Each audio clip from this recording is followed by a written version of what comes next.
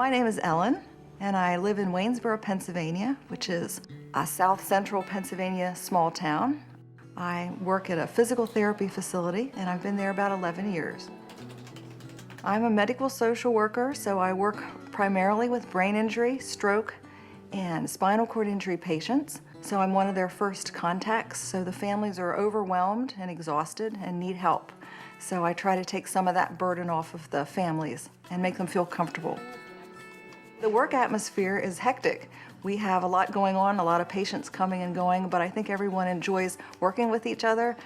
We all laugh and have our good times and bad times, so I think we work very well as a cohesive team. I worked in nursing homes for about 15 years, and then this job opened up over at the facility, and I really felt this was my calling. I felt who better to work with patients coming in after a trauma than someone who has been through something like I had.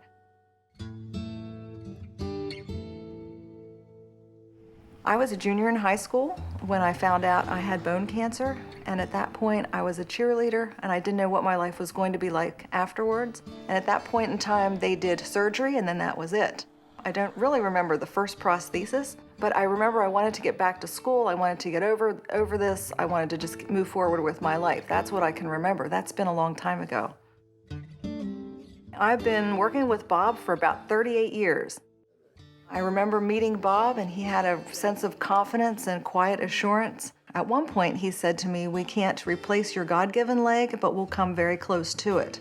And I always felt from that point on that here was someone who was interested in me and who was going to do the best they could for me to get me up and mobile again. If Bob has other patients, I wouldn't know it, because when he works with me, I feel like I'm the only patient that he has had.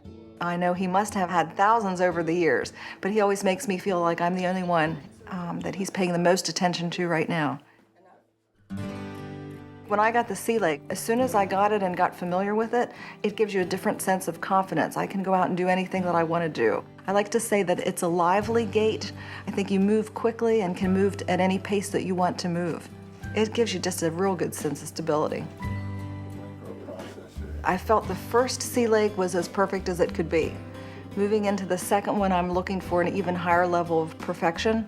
I think I have a different expectation this time around, that I want this one to be better than the first, and that's a difficult expectation to have because the first one did work so well for me. Well, I've been at this for a long time, so when I get up in the morning, I put the prosthesis on, but that's automatic. I don't really think about it again after I get up and get moving. My husband and I have golfed for many years. We enjoy getting out in the nice weather. We enjoy the competitiveness of the game. We enjoy the social part of it, getting together with other friends and couples to play.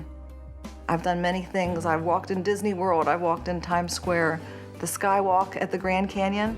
Last year I took on a 1-mile walk up at Penn State with my daughter, and you can just go ahead and take advantage of any opportunity that comes your way without worrying about falling or with having the stamina to keep up. Over the years, I've brought pictures in to show Bob, and I think that has been important for me to show him what he's helped me to achieve. I think I've shown him pictures of my wedding, my son's wedding, trips we've gone on, and accomplishments that I've had. I feel I've been very successful in leading a very normal life.